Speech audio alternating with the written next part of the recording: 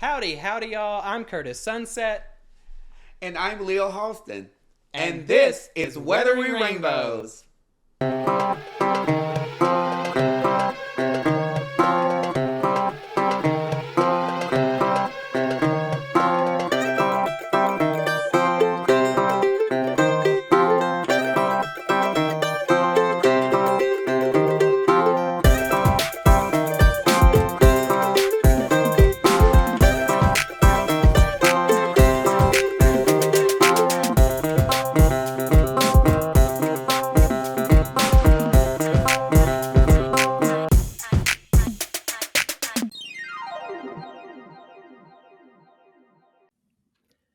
Howdy, y'all. Today we have a very special guest with us. We have Stuart Walker, who is a representative from Sweet Evening Breeze, which we have been talking about in our past few episodes. This is the organization that Leah has chosen to raise funds for with Hunks and Pumps coming up this Wednesday. So we brought Stu on the show to tell us a little bit about Sweet Evening Breeze and how it all started. So I'm going to kick it over to you to introduce yourself and tell us about Sweet Evening Breeze. Sure. So first, thank you all so much for having me on and giving us the opportunity to spread awareness about this organization. So how Sweet Evening Breeze started, we have two of our board members were earning their PhDs at the University of Louisville, and they decided to research LGBTQ youth experiencing homelessness in the city. And what they found was that in Louisville, 5% of the total population identified as LGBTQ youth, but 25% of the homeless youth in the city. So that's kind of a disgusting number if you think about it. But at the same time, they found the story of James Sweet Evening Breeze Herndon, who was born in Scott County, Kentucky in 1892 and is believed to be the originator of the Lexington drag scene. So Sweets was known for random acts of kindness, such as baking sweets, donating shoes to poor families. They were also known for their warm hospitality and entertainment. So we adopted their name, the Sweet Evening Breeze, in honor of their generosity. And our mission is to provide a safe haven for LGBTQ youth that are experiencing homelessness. That is great. And we, amazing. That's a good story. Yeah, that's definitely something I had not known about this. I know you mentioned kind of some of the demographics in terms of that 25% of those were homeless LGBTQ youth. How does your organization reach out to LGBTQ youth that are in that situation, or how should they contact you if they're in need? So that's a good question, and it's a question I had too when I was interviewing for the position, was how in the world are we going to tell what youth need our services? And so one of the ways is that we're going to be on the ground. We're going to have our brochures. We're going to go out into the city, out into the community, and pass out hygiene and toiletry packets with our information.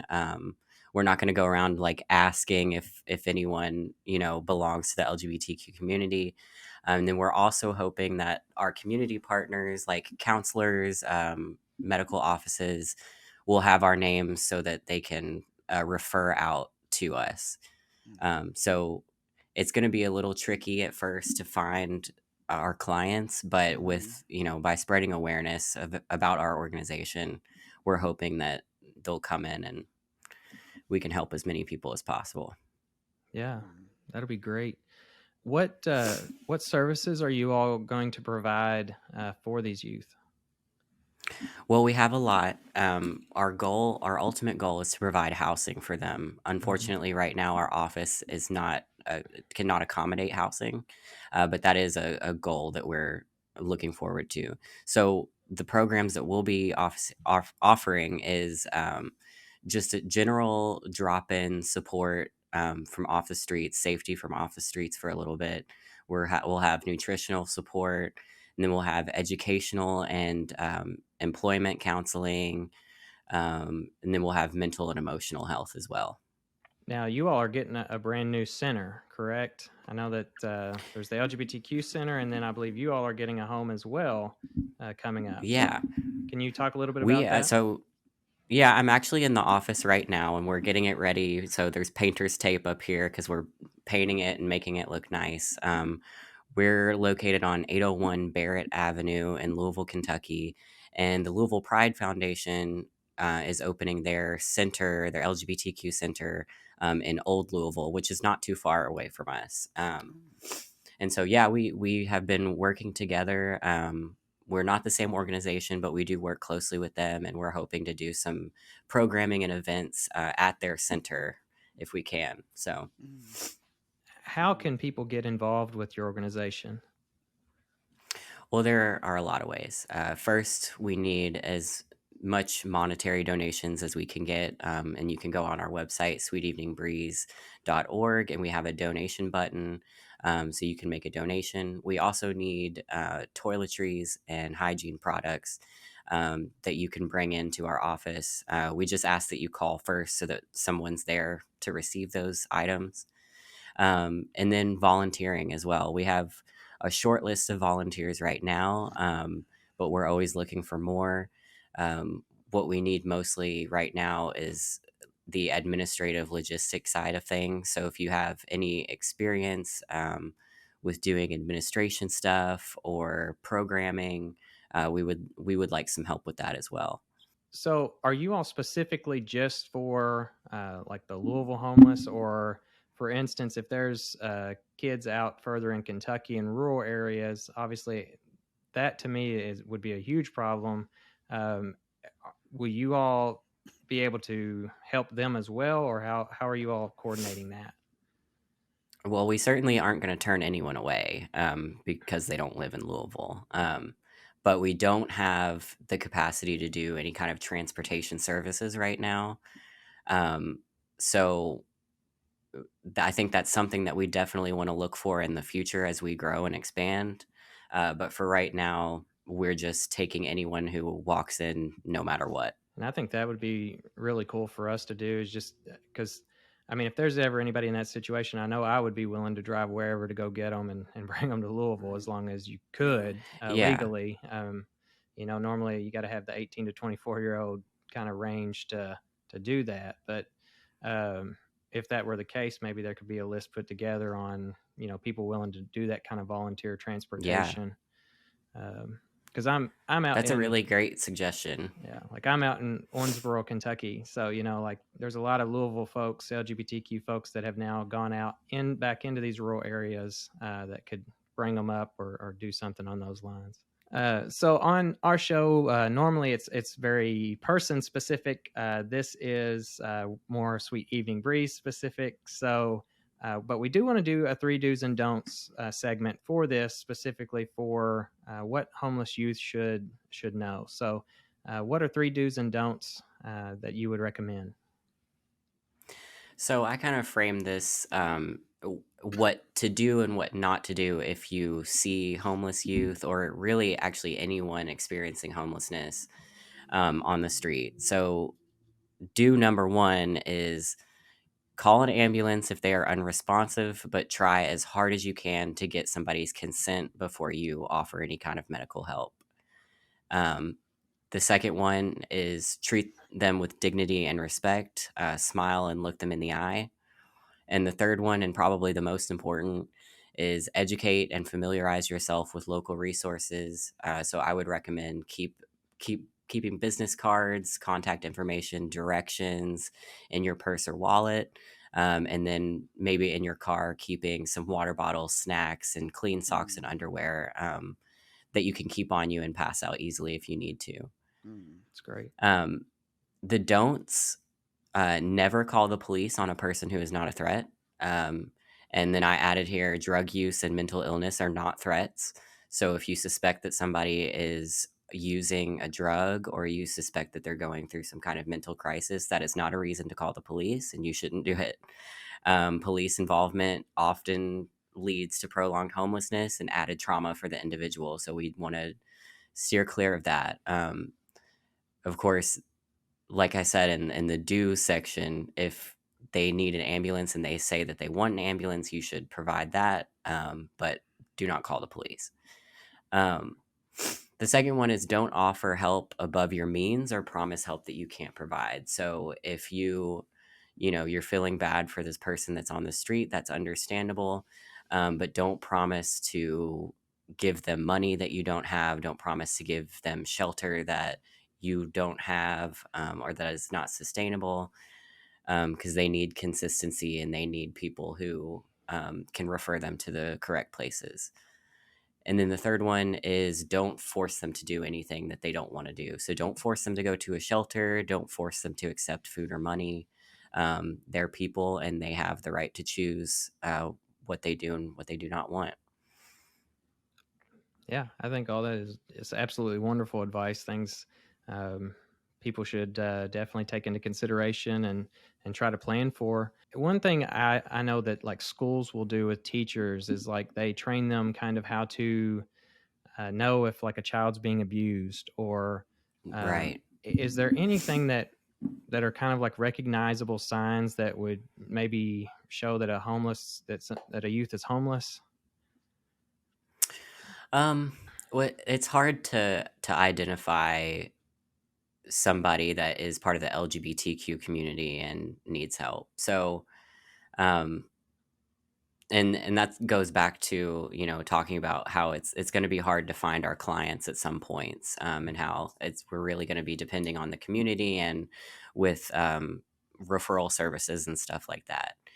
But I think as you know educators or as family members, what we can do is look for signs of abuse or rejection in our teens and youth that aren't homeless, because they Mhm. are still experiencing that risk of homelessness. And if we can do what we can to prevent that, that's going to be, that work is going to start in schools, doctors' offices, churches, whatever.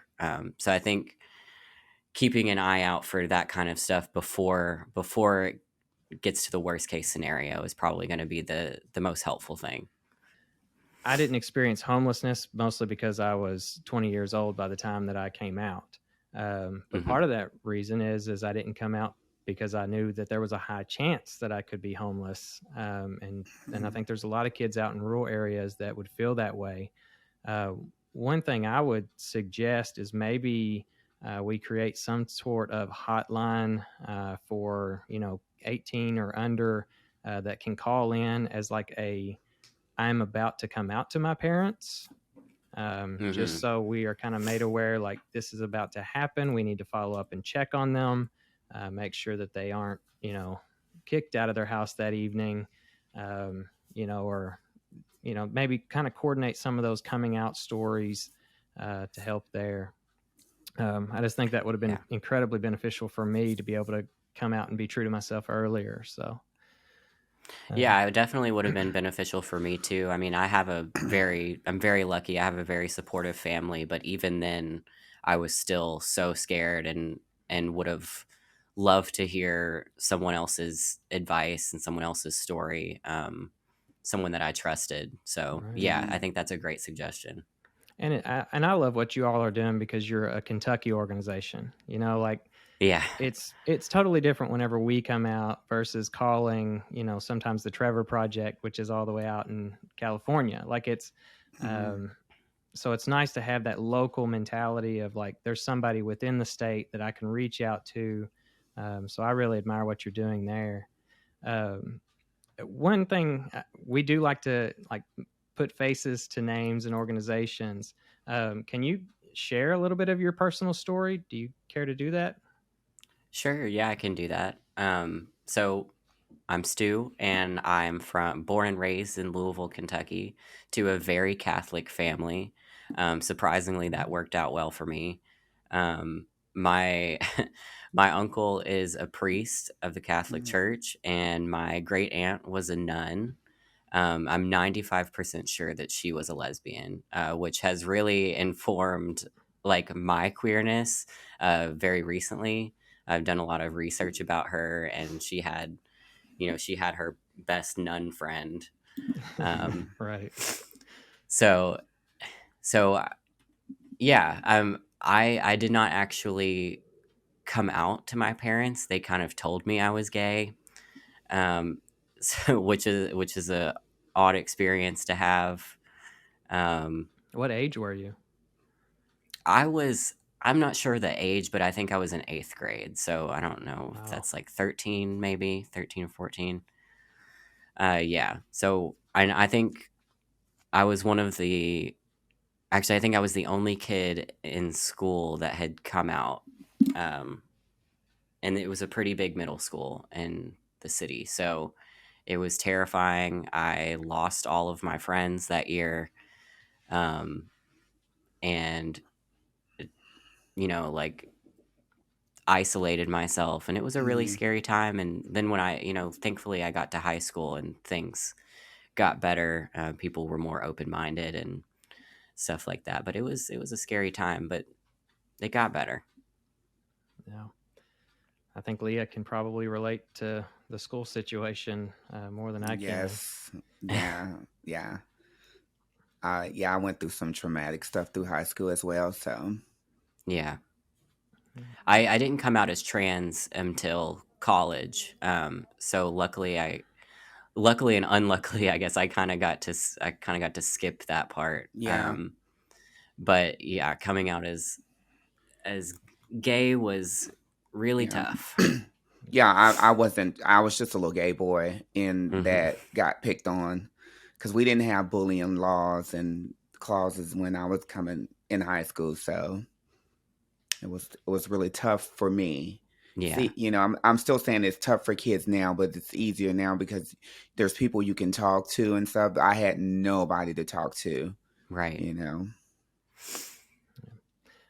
So you said that they told you in like 8th grade, they kind of told you that you were gay. What was that experience like? Because I think that's a very unique experience. I can't see, like, It especially like is. Catholic parents coming to their, I guess probably around 13 or so. I don't know what Yeah. 8th grade is, but and saying that. So how did that go down? Well, I guess that they had. My mom says that she's known that I was queer since I was like 3 or 4 years old. Um, so I don't know. One day we were sitting in my room, me and my sister and my mom, and my sister was dating this stupid dude that nobody liked. He was really pretentious and just really annoying. And my mom was talking to my sister about marriage and about respect in a marriage, and she was basically implying that this dude would not respect my sister. So she was like, whenever you all get married to a man, and then she looked at me and said, or a woman, and we all just kind of froze because I was out to my sister but not out to my mom. So I was just like, what do you mean by that? And she was just like, well, I know you're gay. And Yeah. that was it. And then I guess she told my dad after that, who never really said anything about it, and we just went on like normal. That's incredible. Yeah. I mean, my mom had to say the word for me because I couldn't say the word, but she was like, there's only one thing in the world I could think that you'd be afraid to tell me, and I was still not able to say it. So she had to finally be like, "You're gay," So Yeah. that's just interesting. Um, so are you all going to have anybody able to come out on Wednesday, or what's for the event? I know it's around So Thanksgiving, so our board director is going to be there, at Ariel Brooks. The executive director and myself will not be there, but she will be. Okay. okay. Now I was told somebody was going to be in this show. Is that not true? I don't know. That's a good question. I'm not Okay. sure what Yeah. Ariel's plans are, but Okay.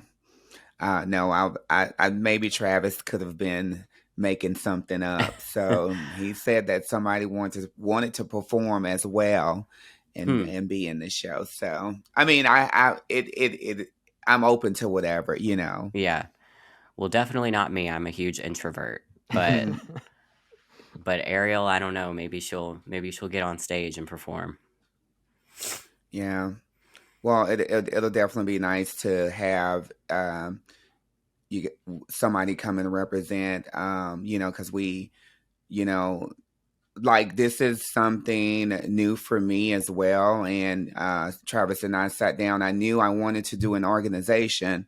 I didn't know what organization, and Travis kind of came up with Sweet Evening Breeze, and he was like, what do you think about homeless youth? And I said, well, it's kind of um, something that's such dear to me because I was kicked out the house, Mm-hmm. as well. I lived in the park for like 2 months, in high school. So, and I've always liked to do something for the kids.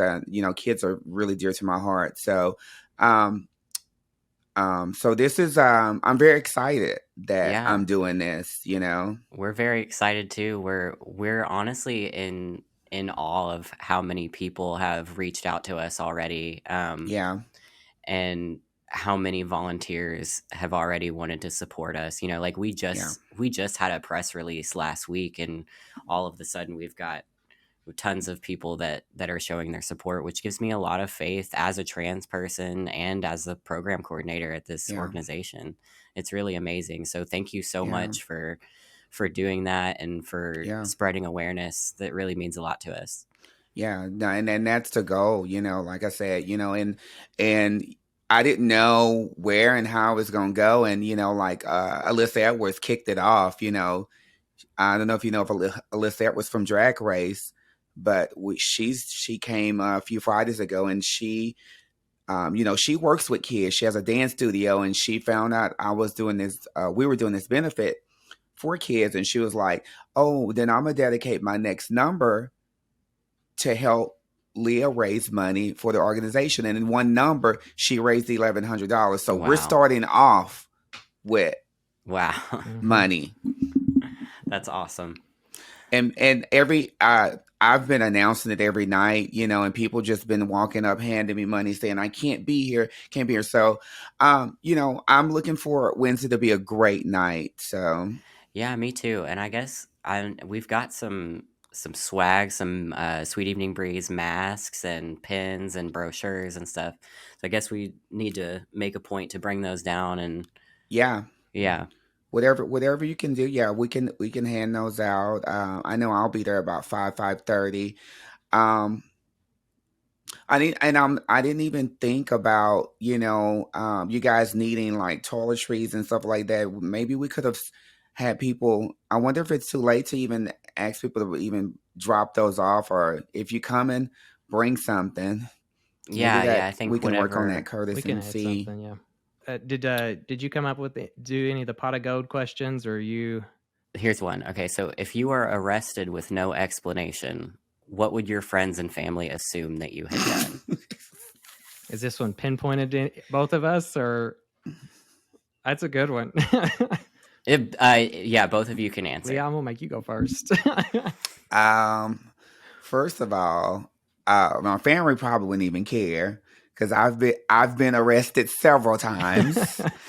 And I do remember one time I got arrested. The last time I got arrested, I called my mom, and she said she accepted the call, and I said, I'm in jail. She said, well, clearly you are. And I said, well, you're going to come get me? She said, nope, stay in there. But I was arrested for fighting. So, yeah.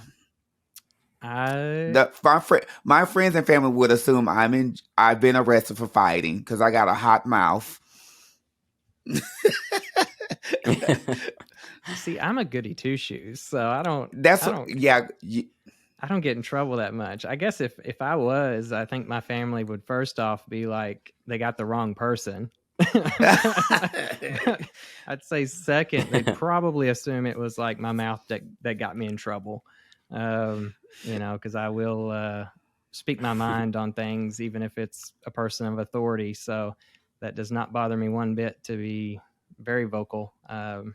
But I still feel like it would be so nice. Like, sir, I didn't really run that light. I don't know I feel like you would be really nice with it. Yeah. I don't see you being that angry, aggressive person. The only time I get really aggressive is if it's like, if they are targeting like one of my friends, and Okay. I get more like super aggressive whenever I'm defending somebody. I guess that's why I'm a lawyer. Yeah. But Yeah. than I do even for myself. So Yeah. I would definitely say that would be the reason that I would probably go to jail. So that was a good question. That was one of the better ones this Yeah. season. So, is there anything else that you want to let us know before we hop off of here? Well, I did want to just reiterate that we are not currently offering housing, unfortunately. So our office cannot accommodate housing. That is a goal that we are looking forward to and are hoping to have sooner rather than later. Right. But we don't want to mislead anyone. So what we're offering is medical services like Hep C, HIV testing for free. We're offering mental and emotional counseling, educational and career counseling, and those types of services, nutritional and stuff like that. So we're not yet open for housing. If they were to contact you in need of housing, you all would be able to point them to the right direction of, the housing places That's in a good Louisville. question. Yes, there are several shelters in Louisville. We're going to be the only one that is LGBTQ focused, which is it's a real need in our city. But there are other shelters, and we have all of those resources on hand. And so if someone were to call, we would absolutely take the time to help them find something. Yeah. And I know you all are more focused on youth. How do you all define youth in terms of, is there age range or? Yeah, the way that we define youth is 18 to 25. But like I said earlier, we're not going to turn anyone away that needs help.